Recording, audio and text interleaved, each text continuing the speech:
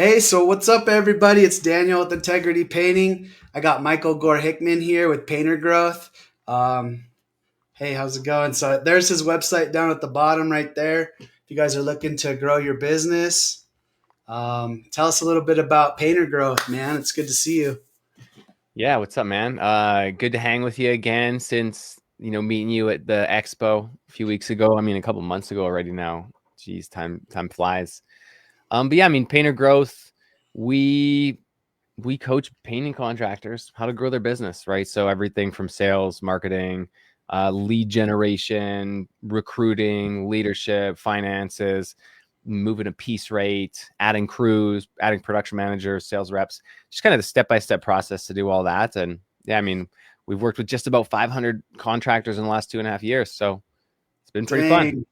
Yeah, that sounds awesome. So, yeah, it seems like the PCA was like just the other day. Like ever since I've been back, I've been just like doing so much and like I joined a couple groups since I left there, so I got a bunch of painters that I talk to every day and just like how did you like the PCA?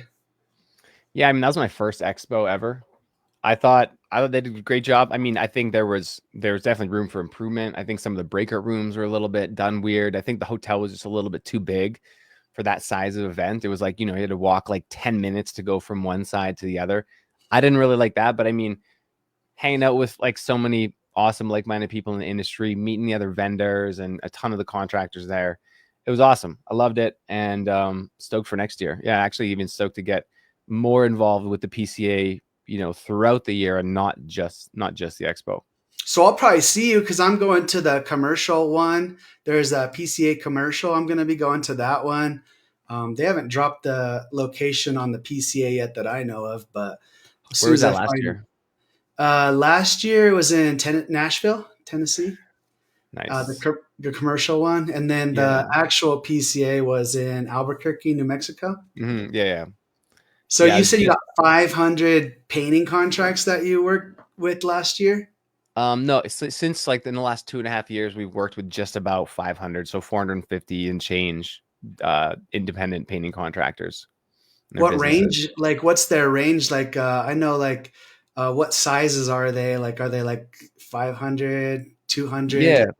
So our kind of like specialty is anywhere from startup to like a million or so per year, Mm, right? And really helping people like getting that fundamental business knowledge that you never got. Like what people usually, pay for a 4-year business degree instead of having to go through that and learn all these things that you don't know. How can we teach you just those things so that you have the highest chances of success in your painting business?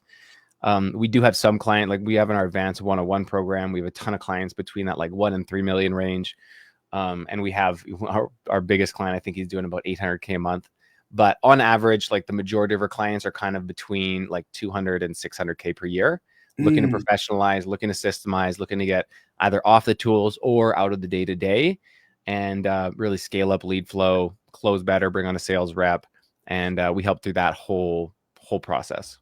Did they even have coaches like 10 years ago? Because I've never heard of this until recently. Yeah, well, I mean, a big driving force in the industry 10 years ago. I mean, a little bit today, but more so 10, 15, 20 years ago was believe it or not, like the whole student painting thing. So, like the student painters, I was a member of, or I was a franchise owner with College Pro. Same with actually Jason Paris. He did the Hmm. same, like we did the same thing around the same time. I think he was a little bit after me. So, what that student painters is actually like business in a box training, how to run a business, and the front of it is just a painting company. So you learn systems, you learn tools, you learn marketing, you learn sales, and it just happens to be in the uh in the frame of a painting company. And so because of that, like a lot of like for example, the guy who created 1-800 Got Junk, right? He did a College Pro franchise, Brian Scudamore. He started there and then moved into. So there's a lot of really great businesses that came out of that. But Yeah. there's also a lot of really great entrepreneurs who actually stayed in the painting space because of their experience in student painting, whether it's like, like Jason Paris or actually I know Justin Georgopoulos, he did a student painting thing. There's tons. I'm blanking on the rest of them right now, but it was a really good like influx of talent into the painting space, those students. And then since then, College Pro actually shut down. So we're kind of like filling a little bit out of that gap of the painters who want to be formally educated in business, and we're kind of taking on that role. Yeah. Yeah, I know tons of people that come from those programs that's where they got all their like background and their foundation. Cause when I first started out, I basically just was trial and error for 10 years, and all like there was always little problems, and I didn't know how to fix them or who to go to fix them, because if I talk to other painters in town, like they don't want to help me because like Your they're trying to competition. grow their company and they don't want to help somebody else out. So I almost feel bad posting this because I don't want to be helping all these guys that didn't help us. And it's like now we got all these opportunities with coaches. Like I just signed up for the program through Justin Gorgopoulos for door to door and the sales. Yeah. And I've been interested in sales for so long, like door to door, because people come to my house all the time, and I'm always like, man, these Hmm. guys have. And I was like, hey, how many leads you guys get? Do you guys make good money? And they're always like, yeah, we make good money. We get lots of leads. So I started looking into the door to door because I didn't know that was like. I know that's what I Yeah. had to do to make money, or I wouldn't eat when I was starting out. So Yeah. I mean, we have a super thorough and comprehensive door-to-door training program, like what's one of the lead generation tactics that we train. And then the angle on it is not just how you can go door to door, but how can you actually build a team so that it gets off of your plate um, hmm, as quickly as possible. I mean, I know Justin's crushed it with his door to door. He was crushing it, but then he also joined our program for a little bit a couple of years ago. And him sharing some of the wins that he was getting door to door, getting like 100+ leads per week. I mean, we've had lots of other clients since then, hit those kinds of numbers. But yeah, door to door is a great untapped opportunity in most markets, not all markets, in most markets that people aren't really taking advantage of, especially if you go into it with that mindset of like, how can I do the thing first, get the result, and then systemize it and get it off of my plate? And that's how most kind of aspects of business should be looked at, is like, how can you do it first, get the result, systemize it, and then get it off of your plate so we can keep running while you go now build something else in your business. yeah. Yeah, I don't. I've been trying to get a whole bunch of my friends to get into door to door, because I'm in a bunch of painting groups, and like I just don't know if they don't know yet. But as soon as they hire a couple door to door guys, or even one, like this winter, we doubled our leads in sales. Like Yeah. So it's got this like super negative connotation, right? Because no one like it's not a human nature to want to go introduce yourself to strangers and like present your services. It's just not a comfortable thing to do. And so, I mean, especially early on when we were really launching Painter Growth and our blueprint, we would almost like we were very diligent, like very not diligent, but conscious of how we introduce like that specific concept to clients when they joined. Because if we just like went through the process like, okay, now we're going to go door to door, blah blah blah, like there's going to be some resistance to that idea unless you introduce it to them properly. It's like, okay, so now what we want to do is like, hey, just to confirm, you want to get more leads, right? Right, you want to do them as cheaply as possible, right? Okay, so we're going to introduce something to you right now. You're going to immediately like, you're going to have kind of a gut reaction to it. You might not like it, but trust me, for at least like, let me explain it, and I'm going to show you how this is going to work for you. Okay, so we're going to show you actually how to build door-to-door teams to generate leads on demand for you in the neighborhoods that you want with the types of projects that you want. Like, how does that sound? Do you want to learn a little bit more? It's like, okay, that's going to be received differently than just saying, hey Daniel, you want to go door-to-door marketing? You're like, yeah, maybe not. no, Right. yeah. I'm So gonna yeah, that's actually use that script that you just. I'm gonna use that. I'm hiring two more door to door guys right now. And I feel like it's a great opportunity. Like if I was a younger guy, I would have loved to have that opportunity to get leads, get paid a commission on it, learn how to sell, and then also, because like my sales guy, he's in charge of all the door to door guys. So like then they get to work with him directly, and they can go learn from him and do ride alongs. And then that's a perfect opportunity for them to get into a sales position Yeah. And I didn't know that sales guys could make, 200K a year for paint sales. Like I didn't know that. So when I heard that, I was like, man, I wish I would have like known that Yeah. was a real job at least. Like I didn't even, it's crazy. So Well, what if I told you you could make six figures going door to door? Like your door to door marketers could make six figures. really, Yeah. Like how do you pay your marketers right now? Your door to we door pay guys. them hourly and then we give them 3% commission on Okay, I every, saw that. I saw that on your ad.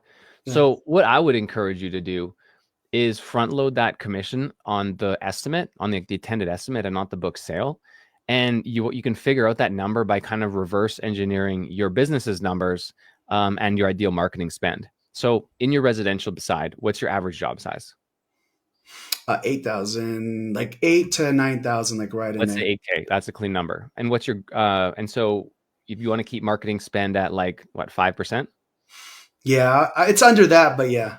Let's say you want to keep it at 5%, okay? So that means that's $400 per job that you can spend. What's your sales guys close rate? How many estimates do they need to go on to close a job? They were closing 1 out of 30 last pay period. So, One estimate out of 30 estimates? oh wait, no, that was sorry, that was one of my. Let's Yeah, see. it's like you need some new sales guys. Yeah, no, it was two. Sorry, I was only counting one of the sales guys. I had my project manager close four of them, and then my sales guy closed two, and then he just closed that one there. So that's three. So seven out of 30. So maybe we got to work on some things still, Yeah, but do you have you don't have some tracking dashboards for your sales guys?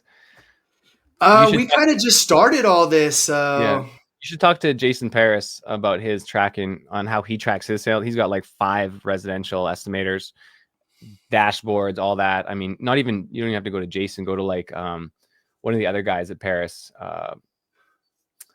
I'm just blank. I'll get you a name, but they have okay, great tracking dashboards. So let's say, so you said like 7 out of 20, that's 35%. Let's say 1 out of 3, right? Let's say they close 1 out of 3. okay, And we're trying to get to a $400 cost per acquisition. So if we divide that by 3, that's $133 per estimate that you can spend. Okay. So on average, a door-to-door person should be able to get about 1 estimate per hour. A good one should be able to get more, but say they get 1 estimate per hour. And if you need 3 estimates to book a job, you can pay them like $133 an hour, right? If they just yeah. get 1 estimate per hour and your sales guys close 1 out of 3. So you could pay something like being creative, $25 an hour base and $75 per booked estimate. Now, if you're presenting that compensation plan to somebody, $25 base plus $75 a booked estimate, all of a sudden they got to get 1 estimate an hour to make $100 an hour. Mhm. So now you're thinking, what type of person can I attract who would be willing to work for $100 an hour? Wow. You don't have to, you're not looking at students or like high school, GED equivalents now. You're looking at like university graduates, professional salespeople, like car salesmen, sales managers, like legit professionals who can go door to door, represent your business, make $100 plus an hour. Not only are they going to hit those baseline metrics, but they're going to do much more than that. Maybe make $200 an hour. And think of that first impression that you're providing your clients, right? And then the Yeah. last thing is that for human motivation, you're bringing what they're in control of closer to what they're compensated for. So if they're comped on sales commission and they're not responsible for that sale, then they're going to have that feeling of disconnection from their result. It's like, oh, I can go do all these estimates, but I still got to wait for the sales guy to close. It's like, that sucks. But if I can book the estimate, I can set the expectation and make sure that it's a shown estimate that doesn't cancel. I'm responsible for that outcome and I can guarantee that. Right. So you Wow. have that accountability, which is directly tied to their compensation. Hmm. And then they just have the sales guy come close it? Yeah. Then they just, well, then from the setup, so the door-to-door guy will schedule the estimate at the door, right? Ideally using something like Calendly or Drip Jobs or something where they can get the confirmations and the reminders. Then that night or sometime before the estimate, the salesperson calls them and they do something called the setup call. We have a like a 10-step script we call lights out setup call. But basically on that call, you do like job scope, decision makers, timeline, budget, and then most importantly, trial close. Right. All right, Mr. and Mrs. Jones or Mr. Jones, got you scheduled, for tomorrow at 10 a.m. I'm going to come out. We're going to take a look at your property, and assuming the price is fair and you trust that we're going to do a good job, are you going to be ready to schedule in with us?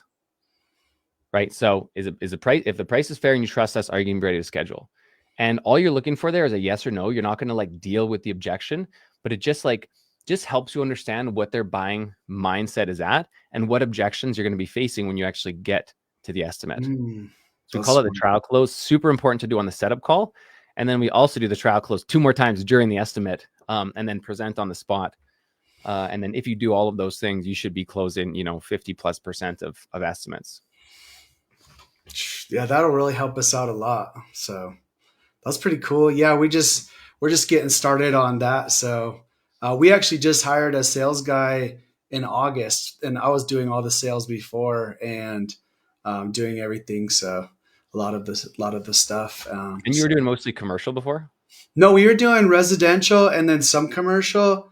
And then I think the last PCA we went to was like the one like last year, the beginning of last year.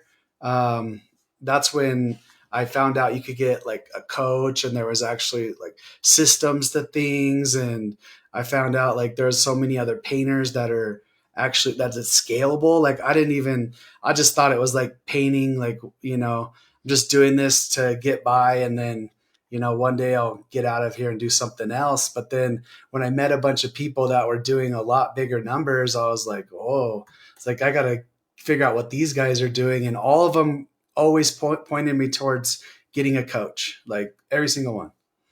They're like, you need to get a coach. You need to get a coach. And so that's pretty crazy that, just getting, and I even talked to realtors and other people, and they all got coaches too, the ones that are successful.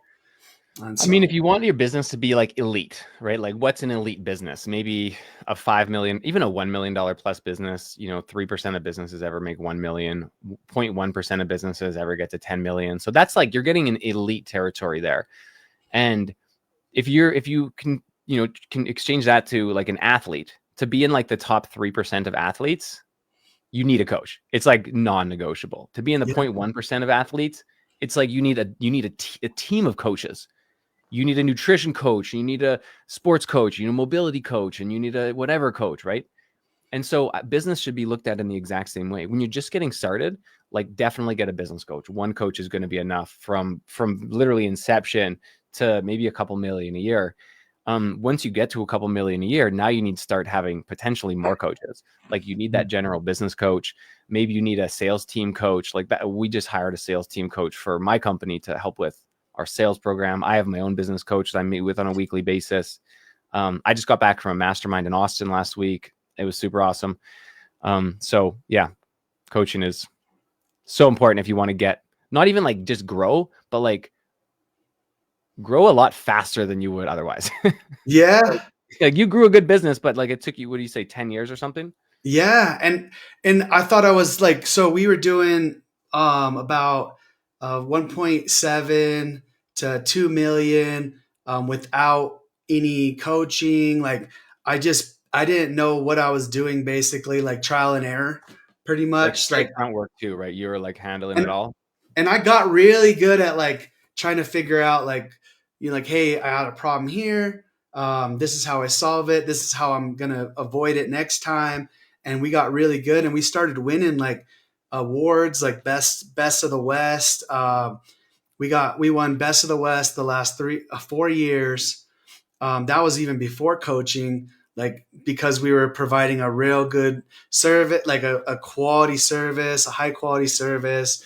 And so, and we were we were the biggest in town. Like we were becoming the biggest residential company in town already. So, and since I was doing a lot of project managing, I was doing a lot of office, I was doing like accounting, I was doing all the sales. So like there's some people that did get mad at me a few years ago because I didn't have enough time to get them their bids and estimates over because I was doing way too much. Yeah. So Things are just once getting I tough.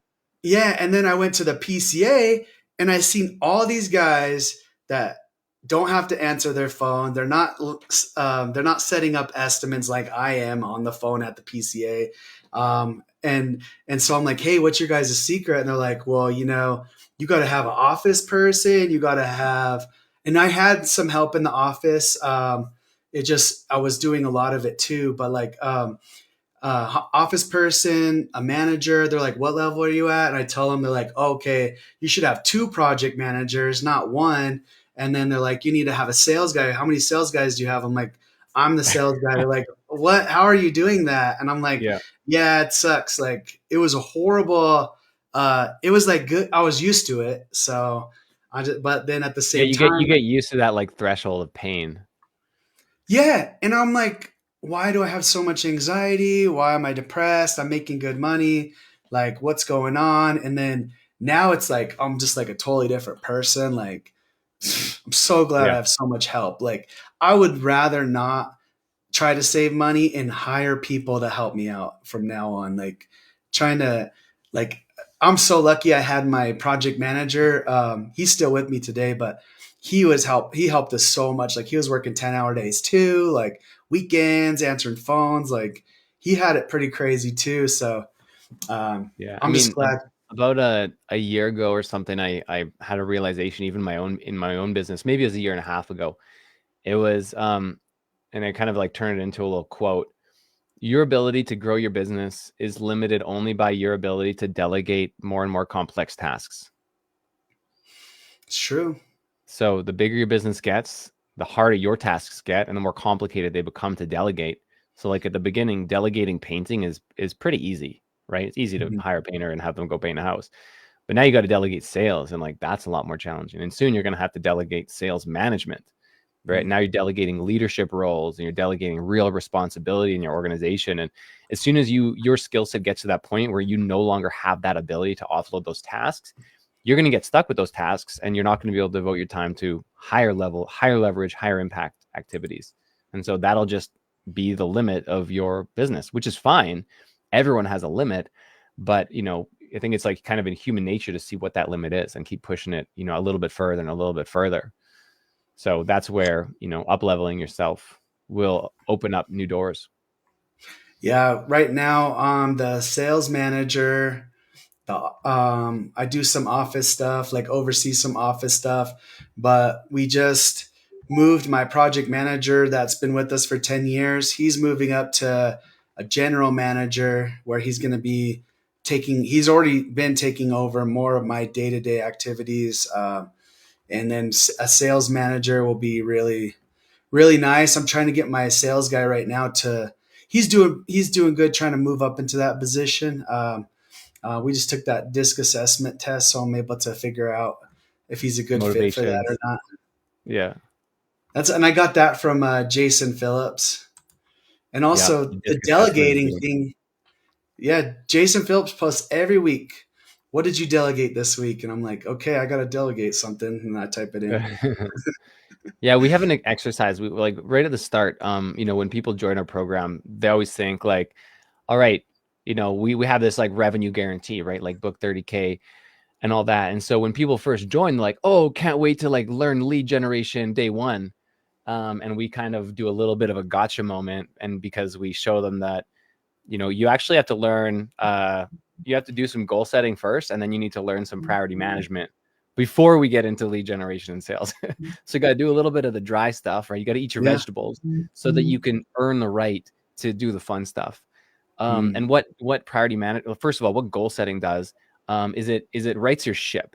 What's important to you in your business? Is it money? Is it time freedom? Is it making an impact? Is it spending time with your family? Is it traveling? Like, what are you really working towards? And then how can we create that business to accomplish those goals?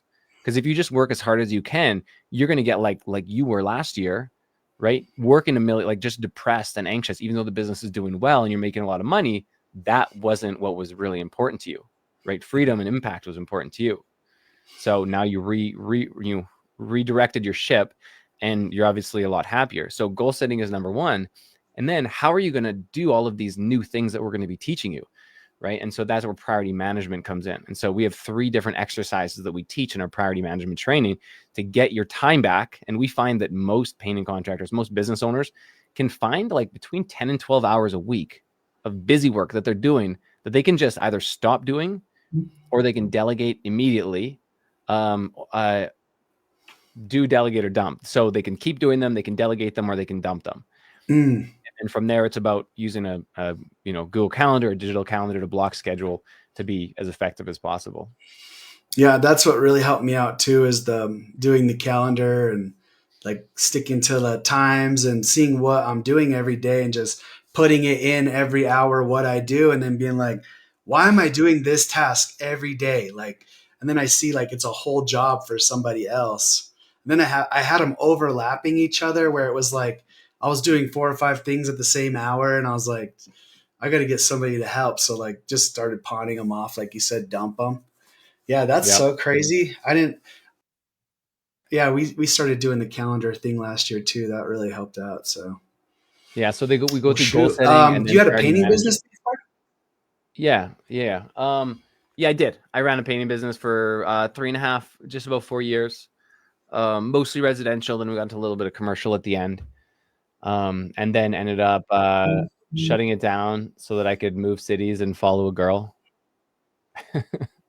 Followed a girl to a different city. Turned out to be a good thing. We're married now for going on 10 years, and we have Oh, two beautiful daughters together. So it was a good move, but I just didn't that feel is like good. starting my painting business up in a new city.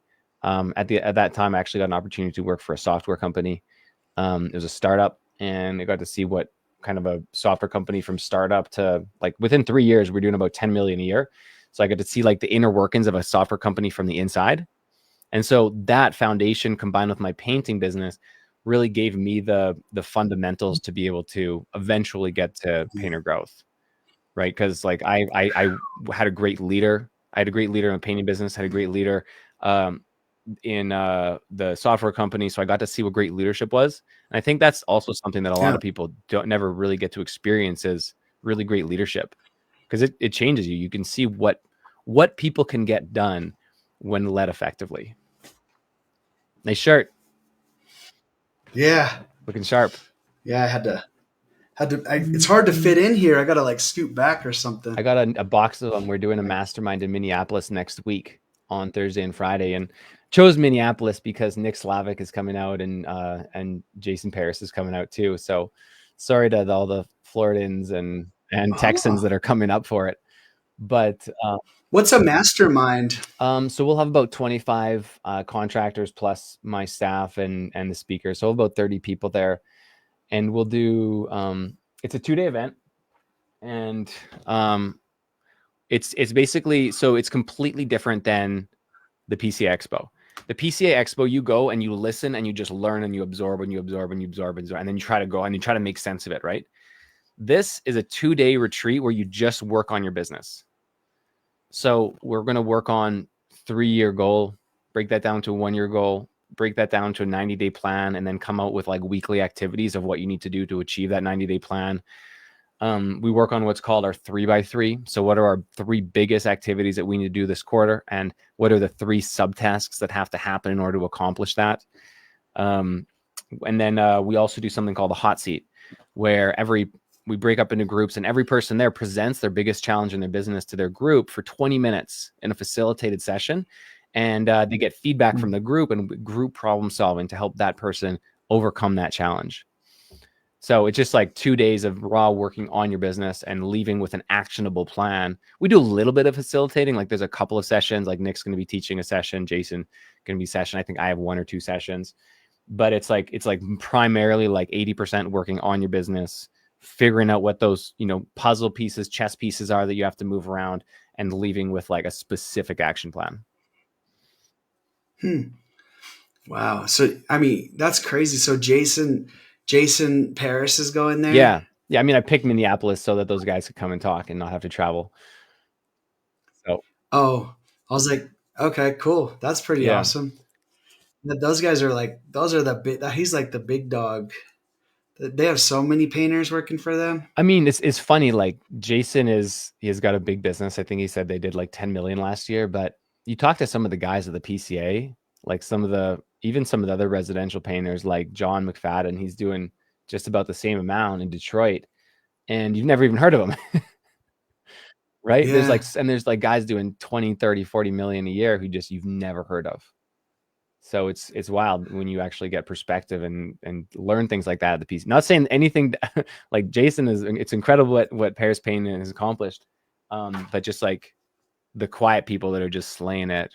It's like the perspective changes. Well, I didn't think he's not really in his business that much anymore. Like he's like As he I don't shouldn't think he be. really like, yeah, no, I think he's like more like 20, 15 to 20 million. I thought he was more up that range more, but I think with the yeah, portfolio. that's Yeah, I oh think so. gotcha. And but then he's got Aleph Yeah, Holdings and that's huge. I bet that's a bigger thing with that. yeah, That one's pretty cool. But it's a and business then model. you used to paint when you were a painter? Like did you paint yourself or So I see you painting on I Facebook painted at the earlier? start. On basically in my first year I painted, and that's how I ended up actually. I don't know if you can see it, but I had to get right here.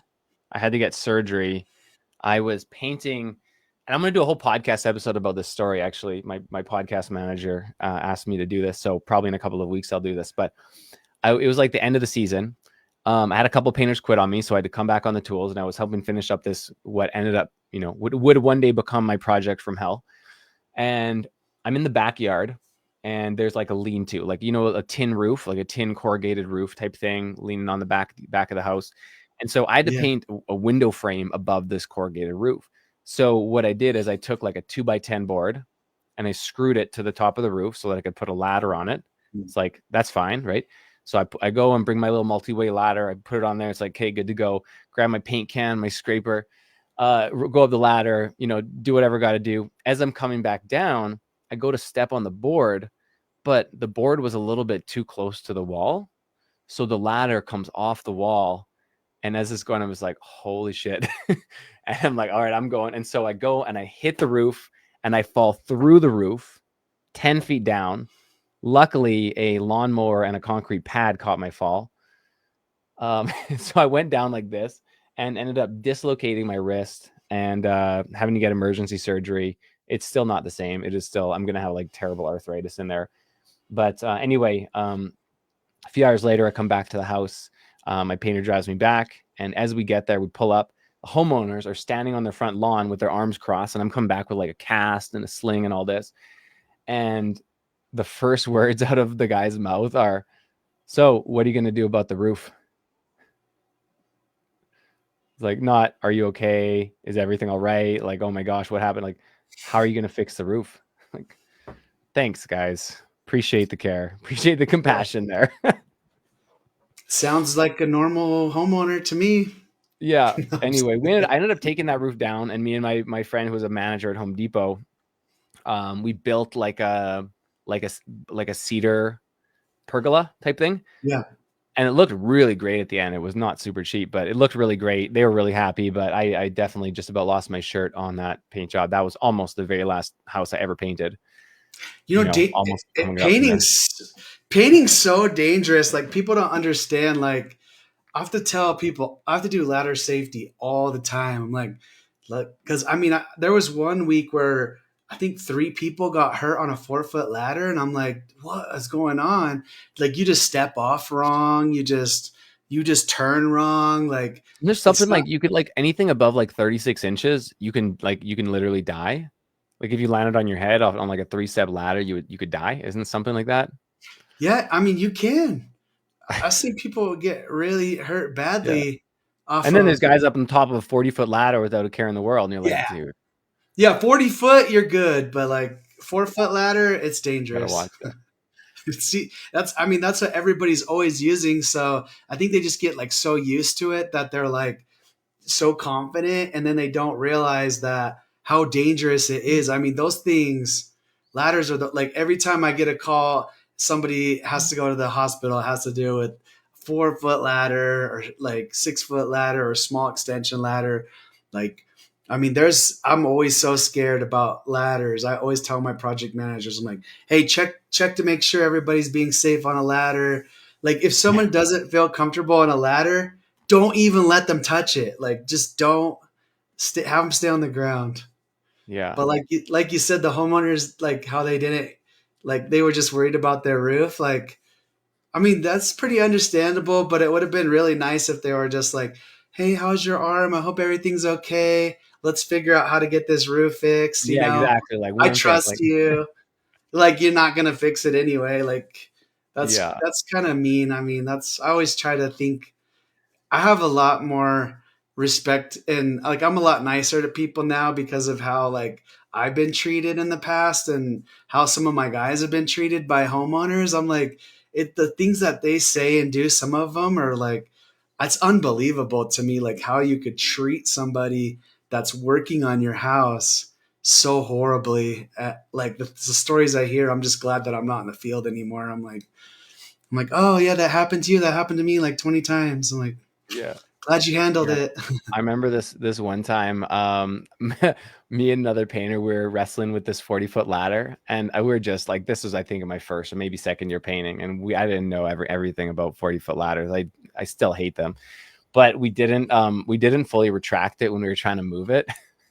So it was still probably like 24, 26 feet up, and we're moving it. And anyway, it catches, it's got like the ladder ears, whatever you call them on the top. And so it catches like a gust of wind and it starts to come down. And we're just like, as I'm watching, it was like the world was in slow motion because as I looked at where it was going to go, there was like this brand new Beamer just sitting on the road. And I was like, it's just like coming down. And once it starts going, you have no control. There's nothing you can do. Anyways, comes down, boom, right next to the car. Just missed it. I was Just like, oh, oh, I'm there's going so home many today. stories. That's so. I I fell off a ladder one time when I was younger. When I was painting by my like I was actually doing the work, and Yeah. I fell down and I caught my leg in one of the rungs and I was upside down and I didn't hit the ground. Like I fell down and I caught in there and I just was upside down. And my boss comes up to me and he's like, "You're lucky." He's like, "You would have been fired before you hit the ground." And I was like, he's like, Oh, "Don't ever fall off a ladder again or you're fired." And I was like, okay. So I learned to be a lot more careful on the ladders. dude, that's But crazy. That's crazy. Getting caught by your foot. yeah, there's so many. I have scars on my arms from. I have a scar right here from a 5-in-1 in my pocket, right there. I probably have one on this side too. Yep, right there. Perfect. Yeah. I got one Yeah. right there too. 5-in-1. Yeah. If you put it, you know how you put them in your painter whites. Yeah. Yeah. Yeah. I'd reach down to pick something up, come up. Stab yourself. Yeah. So I always tell people, don't put that in your pocket like that. Yeah. Excellent, But man. Well, these are all from Mexico. I got bit by mosquitoes. oof. Yeah, like the malaria shot. I probably have malaria. Yeah. So what's next for you in your business, man? You having a good year? What's the 3-year forecast look like? What's the 3-year plan? Oh, thanks for asking. Yeah, so we are going to do. So we're planning on doing 5 million this year. We're on track.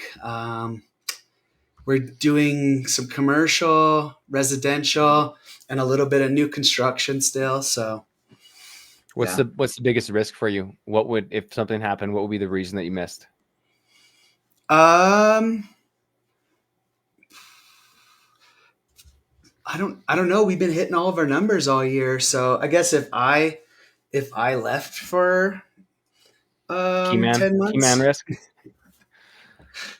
I think if I left for 10 months, we'd probably hit 4 million probably still. Okay. So I don't That's think sick. it's That's that that's big of good. a yeah. So Yeah, you it's got not lead flow sorted. I mean, it everything's running. sounds like tracking sheets should probably be like worked on a little bit, like have some good sales data. Yeah, I have. We're definitely going to work on that. But my production, like I have my production data down and my sales data down. It's just tracking every single little thing. It's like so time consuming that I let a lot of the earlier stuff slip, which I'm trying to get some programs for that to get that going. So I was going to do that Paint Scout thing. I was going to do that Paint Scout thing on April 11th online, the live thing, and see if there's any good tracking stuff for that. And then I was talking to Tanner too about his drip jobs, and I really like that how it sends out the messages up front Yeah. when you load the job in. Like I had one of my friends put me into his drip jobs account, and it's been sending me these awesome emails before they even come out. But like he's not even in this state. It's just kind of like a sample. He's just showing me how it works, you know. Can I And share my so screen here on this? yeah. So you could use this if you want. Can you see my screen? Oh yeah, it worked. So this is a super like a simple sales tracking dashboard for each of your sales reps. Mhm. Basically, you would like make a copy of this for each one of your sales reps, and you'd be able to track like all of their sales data. So if they went into like what they would do is just every time they had an estimate schedule, they would put it here, and then what source it came from or whatever if they had that, what the outcome ends up being. So is it pending, won, lost, rescheduled, canceled? If they didn't win, what was the objection that they saw? What was it booked for? And then how much deposit did they take? And then as they go through this process, every month it's going to aggregate their data. So how many scheduled, cancellation rate, estimate slippage, close rate, total sales, deposits, bookings per estimate, revenue, cash, Mhm. and aggregate on the dashboard here. And then what you can do is track all of your sales rates dashboards month over month and see what's happening. Like just get a really holistic view of your sales organization Mhm. and use that to guide decision making, right? You Okay. make decisions on coaching, on hiring, on firing, on training, on whatever allocations. But then you'll at least have a kind of like a data oriented view of the business. But I'll give you a Okay. copy of this. Yeah, I like that. That looks pretty cool. I have something similar to that, and then also the what's the Paint Scouts. It tracks a lot of that, and then the way we do it is when we get a lead, we put it into our Paint Scouts, and then we'll put if it's pending or Yeah. accepted or if it's Yeah, it's denied, your like CRM. all. Yeah, pretty much. Yeah, we just use it like that. So like when our door to door guys, they just put all their leads into Paint Scout, and then my sales guy comes and makes sure that they're all scheduled, and then he puts a note in there, scheduled this date, and then he has it in his calendar. So like it's Perfect. pretty As long much as you can see per rep data, right? Like you yeah. want to see what each rep sales data is. That's what I don't have. I mean, I have that on Paint Scouts because when he schedules the estimate and then he sends them the bid, it goes and updates that percentage. Yeah. So it shows like how many closes and everything. Like I have that Okay, on cool. his, Yeah, I but mean that's how you should be running. Like, so in Painter Growth now, I actually have a developer on staff who built us a whole back end portal for all of that data. And what my reps do is like at the end of every day, they'll submit what we call an end of day form. So they'll just say how many appointments were scheduled, how many did they attend, how many offers did they make, how many they close, and then a little bit of qualitative information. I guess Mhm. also how much deposit they took, revenue booked, whatever, and then that will all go into our dashboard, and just like you can see their data kind of like on a either day to day, separate, together, like however we want to display the data, and like being able to make data-based decisions, like at least for me, has really like like not exponentially, but really allowed us to grow a lot quicker than we would have without that information. Okay. Is it cool if I post this Google Doc on the Facebook thing? Yep. Yeah, go for it. Okay, I figured give them something fun because I have a lot of painter friends that are on here and stuff too. So we're trying to start a Colorado paint. We have a Colorado painting group, so we're going to be doing like meetings and stuff. So I'm trying to get a bunch of painters around Colorado onto this group so we can all just like meet up and hang Yeah. out. Yeah, man. Definitely, Sounds great. definitely not in Grand Junction, but like other parts of Colorado where I don't have. I'm just kidding. Yeah, yeah. Or I don't have my competitors can't come. Well, we have a lot of subs, so those are kind of my competitors. But I But they like work my for you. subs. I mean, it's all like it's I all love my about subs. um like scarcity mindset versus abundance mindset, Yeah. right? So I believe in a world of abundance. There's, there's whatever 8 billion people in this world, and there's, 350 million people in the United States, and so many paint jobs, so many more paint jobs than you'll ever be able to produce.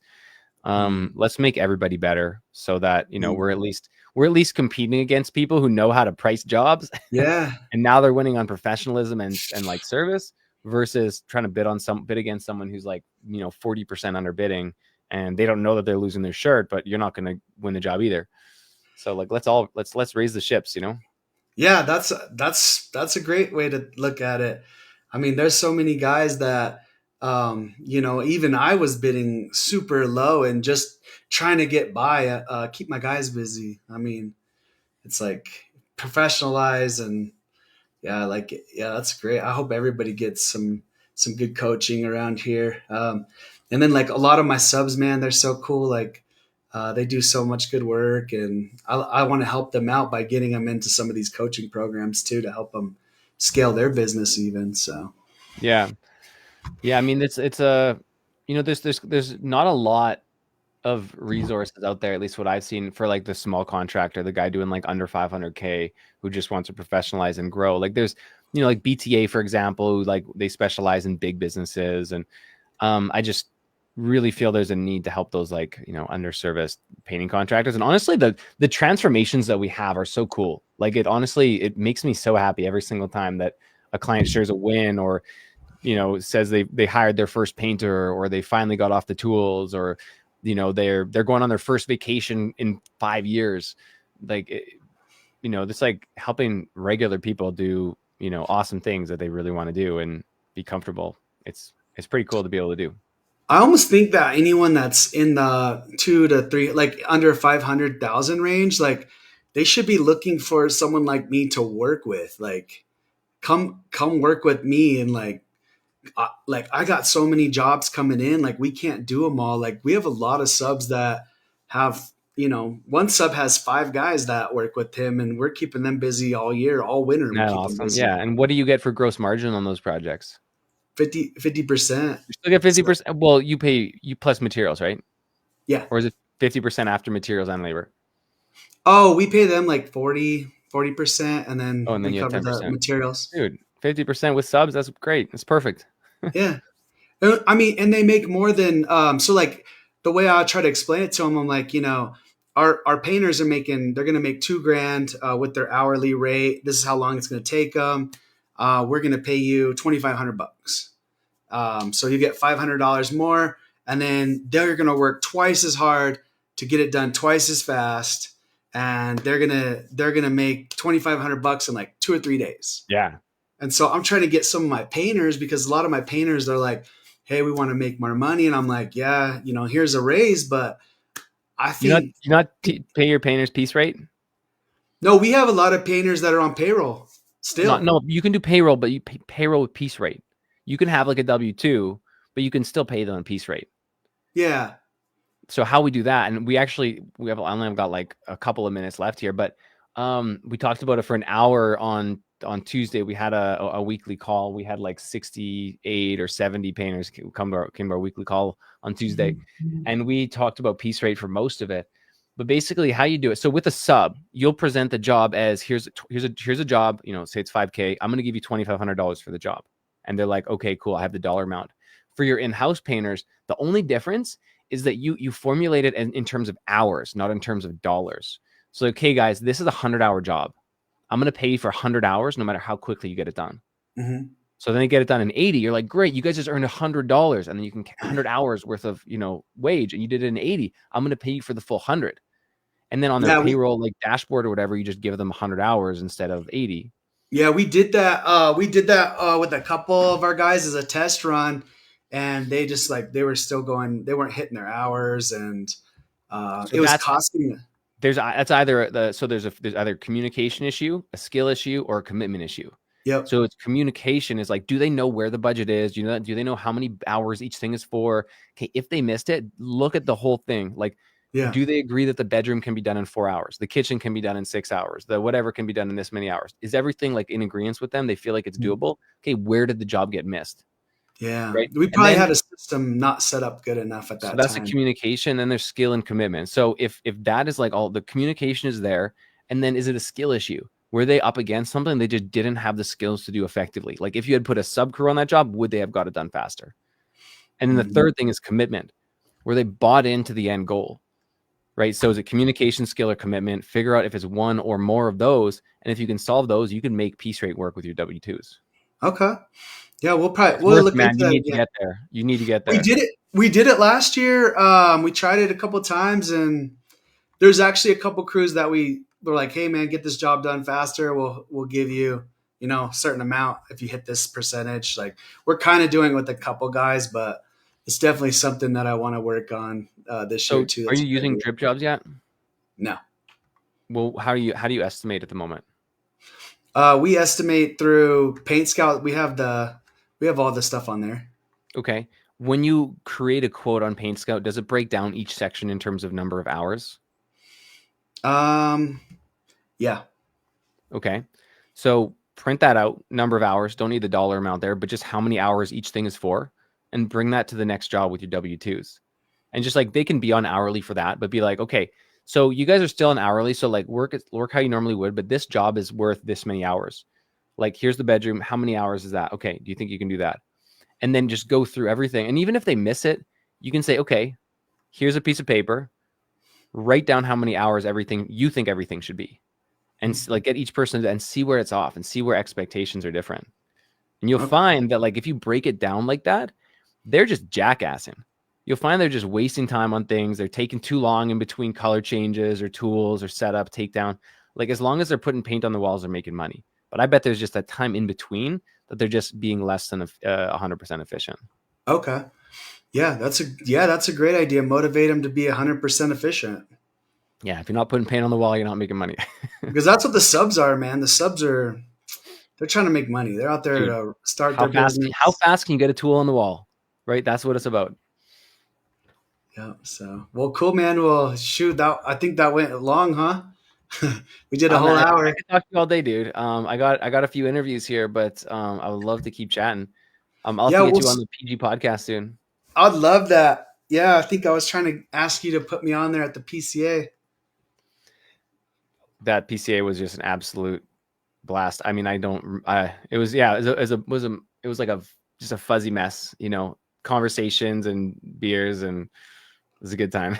I feel like I wish you could just do like 5 or 6 more hours a night of just like hanging out with Yeah. everyone. It's like But if then we you could like look at start your at watch, it's like lunch, 1 a.m. You're like, oh, I gotta go to bed. let's start at lunch next time. Yeah.